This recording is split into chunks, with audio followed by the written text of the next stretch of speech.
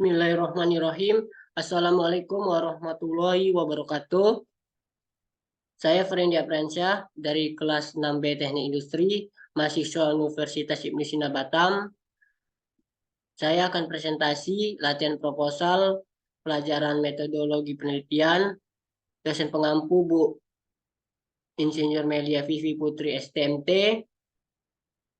Jadi di sini saya mengangkat judul pengaruh desain interior ergonomis perpustakaan terhadap kenyamanan dan mood belajar mahasiswa Universitas Ibnu Sina Batam. Latar belakang. Kenapa saya mengangkat judul ini? Karena desain interior perpustakaan yang tidak mempertimbangkan faktor-faktor ergonomi dapat berdampak negatif terhadap kenyamanan dan mood mahasiswa saat membaca di perpustakaan. Oleh karena itu, peneliti atau saya merasa penting untuk melaksanakan survei yang lebih mendalam guna memahami pengaruh langsung dari desain interior ergonomis perpustakaan terhadap kenyamanan dan mood membaca mahasiswa di Universitas Ibnu Sina Batam. Dengan memperoleh wawasan yang lebih jelas mengenai pengaruh desain interior ergonomis perpustakaan terhadap mahasiswa di Universitas Batam, diharapkan hasil penelitian ini dapat memberikan rekomendasi dan panduan praktis untuk meningkatkan desain interior perpustakaan memenuhi harapan dan kebutuhan pengguna.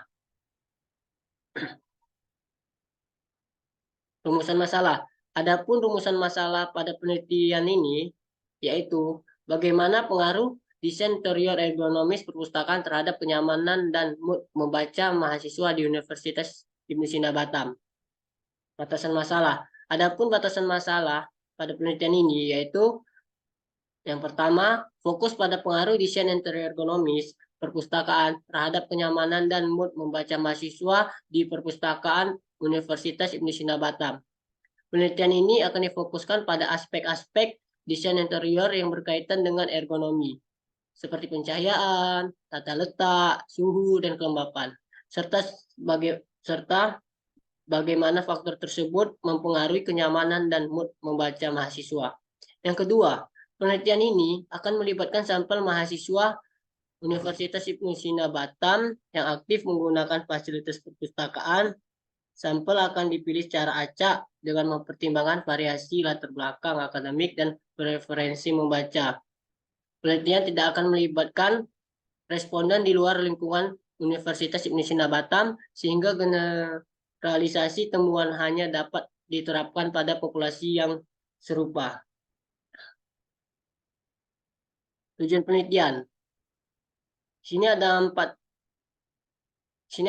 tujuan penelitian. Yang pertama, untuk menganalisis persepsi mahasiswa terhadap tingkat kenyamanan saat menggunakan fasilitas perpustakaan yang ada. Yang kedua, untuk mengidentifikasikan mood membaca mahasiswa yang terkait dengan desain interior perpustakaan yang ada. Yang ketiga, untuk mengetahui pengaruh signifikan antara desain interior ergonomis dengan tingkat kenyamanan dan mood membaca mahasiswa di perpustakaan Universitas Ibnu Sina Batam. Yang keempat, untuk memberikan rekomendasi desain interior ergonomis yang dapat diterapkan untuk meningkatkan kenyamanan dan mood membaca mahasiswa di perpustakaan Universitas Ibnu Sina Batam. Manfaat penelitian. Adapun manfaat penelitian pada penelitian ini yaitu bagi Universitas Ibnu Sina Batam, peningkatan reputasi sebagai institusi yang peduli terhadap kualitas fasilitas dan pengalaman mahasiswa, serta meningkatkan kepuasan mahasiswa terhadap lingkungan perpustakaan. Bagi pembaca atau mahasiswa, pengalaman membaca yang lebih baik, kenyamanan dan kesejahteraan yang meningkat, serta peningkatan minat membaca. Bagi peneliti selanjutnya, acuan penelitian dan pengembangan lebih lanjut di bidang desain interior ergonomis perpustakaan, serta kontribusi pada literatur ilmiah dalam bidang desain interior dan ergonomi. Penelitian ini memiliki manfaat praktis sebagai peningkatan kenyamanan dan mood mahasiswa. Hal ini dapat mengurangi stres, meningkatkan kontroversi, meningkatkan konsentrasi, dan meningkatkan kepuasan dalam kegiatan membaca yang pada gilirannya dapat memotivasi mahasiswa untuk lebih aktif menggunakan perpustakaan. Penelitian ini memiliki manfaat teoritis sebagai kontribusi pada bidang ergonomi. Temuan penelitian ini dapat membantu memperluas pengetahuan dan pemahaman tentang pentingnya faktor ergonomi dalam desain ruang kerja dan lingkungan pembelajaran dan pengembangan teori desain interior. Temuan penelitian ini dapat memberikan kontribusi pada pemahaman tentang bagaimana desain interior yang ergonomis dapat mempengaruhi pengalaman pengguna dan kualitas lingkungan ruang. Landasan teori.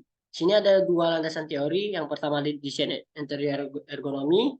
Dalam kesimpulan, interior adalah bagian penting dalam suatu bangunan yang berfokus pada pengaturan dan penataan ruang dalam gedung. Desain interior bertujuan untuk menciptakan ruangan yang indah, nyaman, dan sesuai dengan kebutuhan pengguna. Dalam rangka menciptakan harmoni dan kenyamanan dalam suatu ruangan, diperlukan kombinasi beberapa elemen perencanaan interior. Elemen tersebut meliputi garis, tata letak, pencahayaan, hierarki, area personal. Yang kedua, suasana hati atau mood. Yang kedua, suasana hati atau mood. Dikutip dalam Rifani et al. 2021, suasana hati atau mood adalah keadaan emosional yang terkait dengan perasaan dan suasana batin seseorang.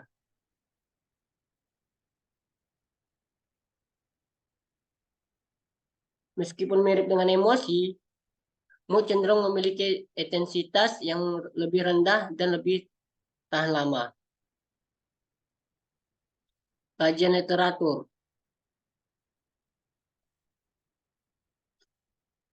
Kajian literatur, di sini ada jurnal Mediani dan Lestariningsih tahun 2020, judul pengaruh desain interior ergonomis pada mood karyawan. Hasil penelitiannya, hasil analisis regresi menunjukkan bahwa desain interior ergonomis memiliki pengaruh positif secara signifikan terhadap mood karyawan dengan total pengaruh sebesar 13,9%. Semakin baik nilai desain interior ergonomis, maka semakin baik pula mood karyawan. Di sini ada jurnal terdahulu namanya Iksan tahun 2020. Judul analisis desain interior pada perpustakaan perguruan tinggi studi komparatif pada perpustakaan Universitas Negeri Andalas dan Universitas Putra Indonesia YPTK. Hasil penelitiannya menunjukkan bahwa kedua perpustakaan memiliki elemen interior yang sama, namun terdapat perbedaan dalam kualitas dan standar elemen tersebut.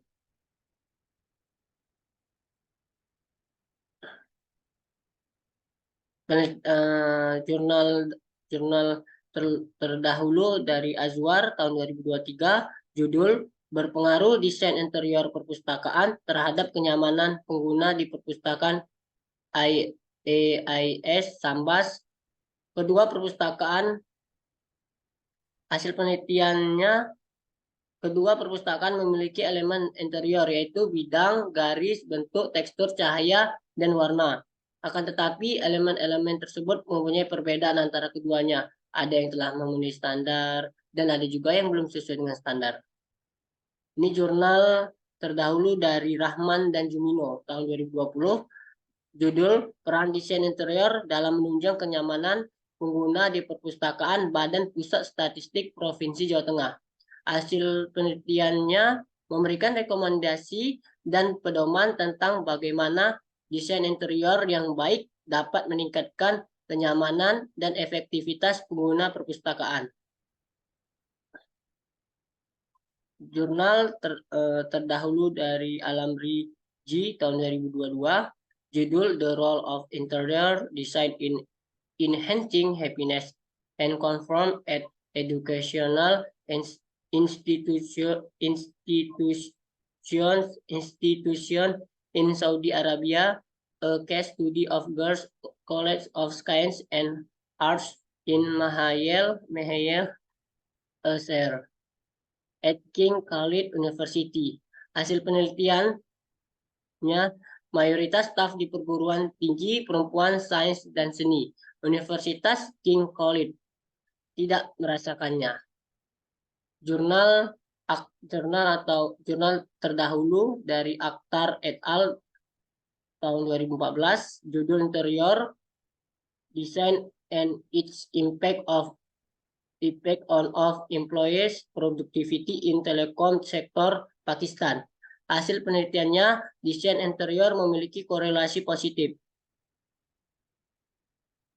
Jurnal penelitian terdahulu tahun 2022, judul The Effectiveness of the Role of Interior Design in Creating Functional and Institutional Happiness for Work Environment, King Faisal University as a Model. Hasil penelitiannya bahwa perbaikan desain interior ruang kerja dapat berkontribusi dalam menciptakan kebahagiaan di lingkungan kerja. Studi ini juga mengungkapkan hubungan antara tingkat kinerja karyawan dan tingkat kerja langsung. Kerangka berpikir. Kerangka berpikir berfungsi sebagai landasan bagi pemikiran kritis dan pengambilan keputusan yang efektif. Dengan memiliki kerangka berpikir yang baik, kita dapat mengidentifikasikan masalah, mengumpulkan data yang relevan, menganalisis informasi secara sistematis, dan mengembangkan solusi yang efektif. Jadi di sini ada gambar kerangka berpikirnya. Di sini desain ergonomis ini sebagai variabel independen dan mood dan kenyamanan ini sebagai dependen. Kenapa ini desain ergonomis ini arah panahnya ada dua arah panahnya, ada arah ke mood dan kenyamanan, karena desain ergonomis itu mempengaruhi mood dan kenyamanan. Jadi mood dan kenyamanan itu berhubungan. Jadi kalau desain ergonomis itu bagus, layak atau sesuai dengan ergonomis, maka mood mahasiswa dan nyaman. Waktu dan tempat penelitian. Jadi di sini penelitian ini dilakukan di kampus Universitas Ibnu Sina Batam, khususnya di Fakultas Teknik. Waktu penelitian sangat fleksibel dengan memberikan keleluasaan pada responden untuk menyesuaikan jadwal mereka dengan cara yang paling efektif dan efisien. Jenis data. Adapun jenis data penelitian ini, yaitu jenis penelitian ini menggunakan penelitian kuantitatif dengan data primer dan sekunder. Data primer digunakan untuk dikumpulkan melalui penggunaan angket yang diberikan kepada responden. Sedangkan data sekunder digunakan meliputi sumber-sumber informasi yang relevan seperti buku-buku yang berkaitan dengan topik penelitian. Populasi dan sampel penelitian. Dalam penelitian ini, populasi yang menjadi fokus penelitian ini adalah para pengunjung yang memanfaatkan layanan perpustakaan Fakultas Teknik di Universitas Ibnu Sina Batam. Sampel penelitian ini terdiri dari mahasiswa Fakultas Teknik yang dikenal dan disebarkan melalui media sosial yang sering digunakan oleh mahasiswa Fakultas Teknik seperti grup WA mahasiswa atau akun resmi universitas. Teknik sampling yang digunakan adalah sampel bertujuan atau purposive sampling. Variabel penelitian. Dalam penelitian ini terdapat dua variabel yang akan diuji dan dianalisis, yaitu variabel dependen dan variabel independen. Variabel dependen adalah mood dan kenyamanan membaca mahasiswa, sedangkan variabel independen adalah desain ergonomis perpustakaan.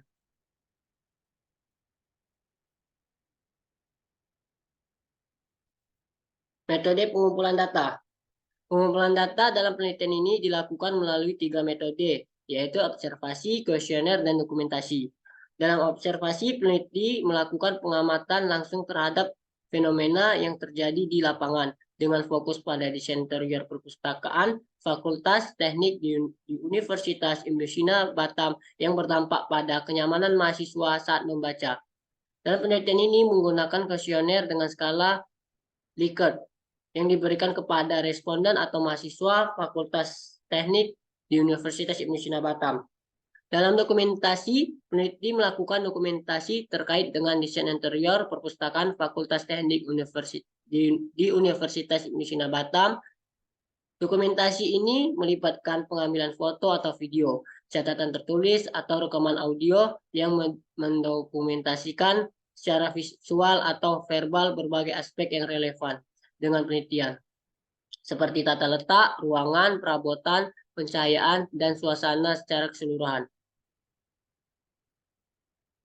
Teknik pengolahan data. Adapun 3 teknik pengolahan data, yaitu uji validitas.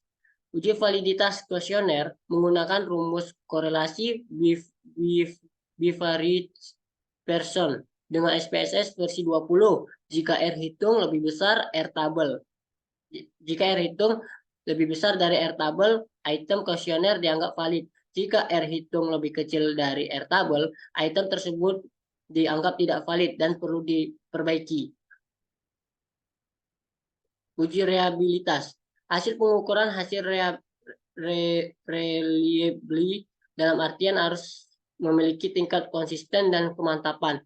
Suatu variabel dikatakan reliably jika nilai convex alpha lebih besar dari 0,60.